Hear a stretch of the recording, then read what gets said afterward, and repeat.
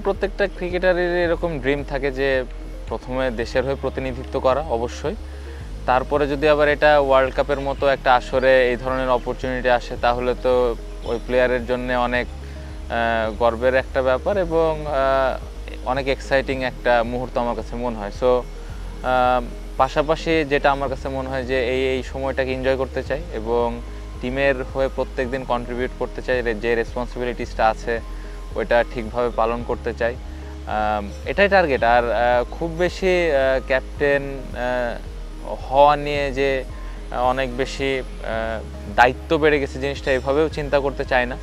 প্রত্যেকটা সময় এনজয় করতে চাই এবং প্রত্যেকটা দিন টিমকে যেন কিছু একটা দিতে পারি, এটাই মূল লক্ষ্য থাকবে আর কি।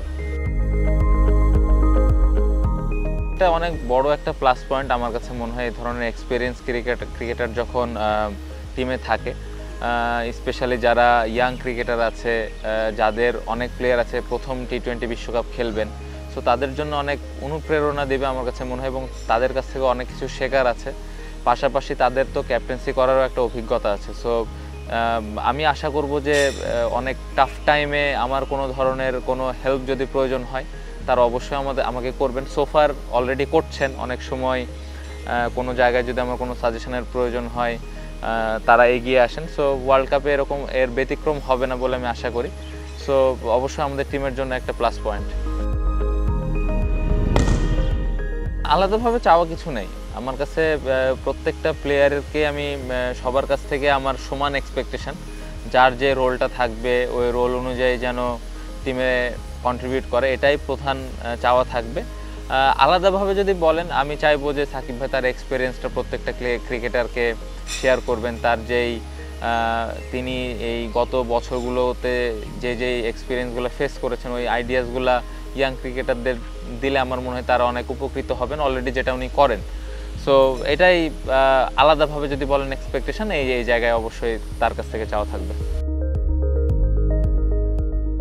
আমার প্রত্যেকটা প্লেয়ারেরই তো ড্রিম থাকে, প্রত্যেকটা আমরা যখন একটা বড় টুর্নামেন্ট খেলতে চাই অবশ্যই বড় ড্রিম নিয়ে যাই, বাট আসলে আউটকাম নিয়ে চিন্তা করাটা আমি খুব একটা পছন্দ করি না। আমাদের প্রসেসটা ঠিক আছে কিনা, আমাদের প্রিপারেশনটা ঠিক আছে কিনা, এই জায়গাটা যদি আমরা ঠিকভাবে কাজগুলো করতে পারি তাহলে আমার মনে হয় রেজাল্টটা আসবে।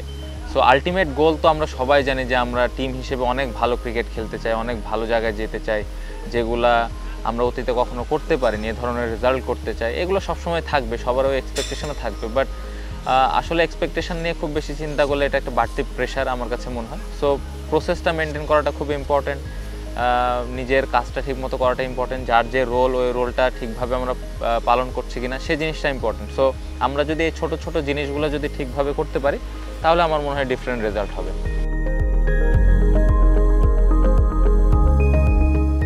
এটা তো অনেক এক্সাইটিং একটা ব্যাপার, দেশের বাইরে যখন সাপোর্টাররা সাপোর্ট করেন এটা তো একটা বাড়তি অনুপ্রেরণা।